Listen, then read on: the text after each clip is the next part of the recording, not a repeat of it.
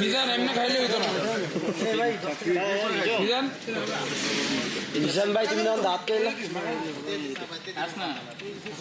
না হবে এটা ভাই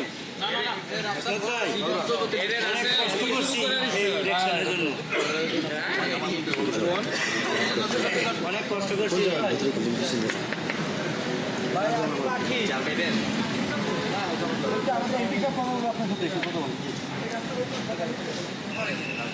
আসসালামু আলাইকুম ভাই। হ্যালো, আসসালামু আলাইকুম। শুনতে পাচ্ছেন আপনি?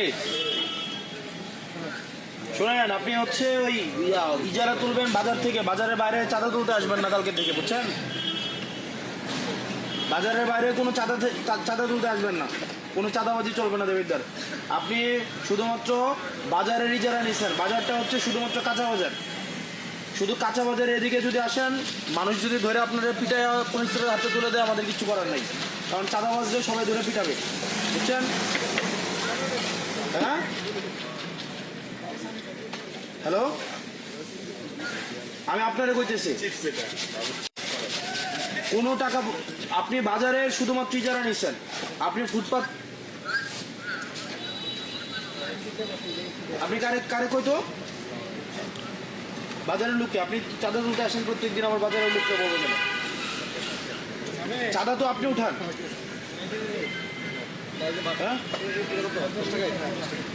আপনারা বলে আপনি চাঁদা উঠাইতে আসেন না, আপনারা কে বলে আপনারে?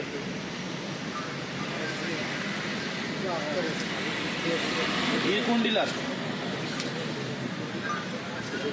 সুদন ডিলার হচ্ছে চাঁদা তুলতে আপনারা পাঠিয়ে দেন, আপনি চাঁদা তুলেন। আমি যদি আপনারা বলি এবার গিয়ে খুন করে পরে আপনি খুন করবেন?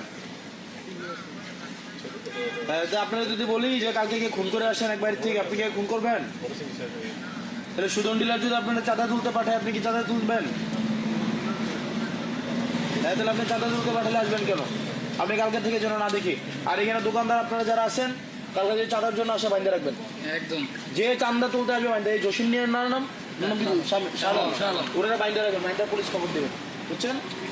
কোন চাঁদার জন্য যে আসবে, আপনার এরিয়া হচ্ছে বাজার, বাজারের বাইরে যদি আপনি আসেন, আপনারা ধরে বাইন্দে পুলিশে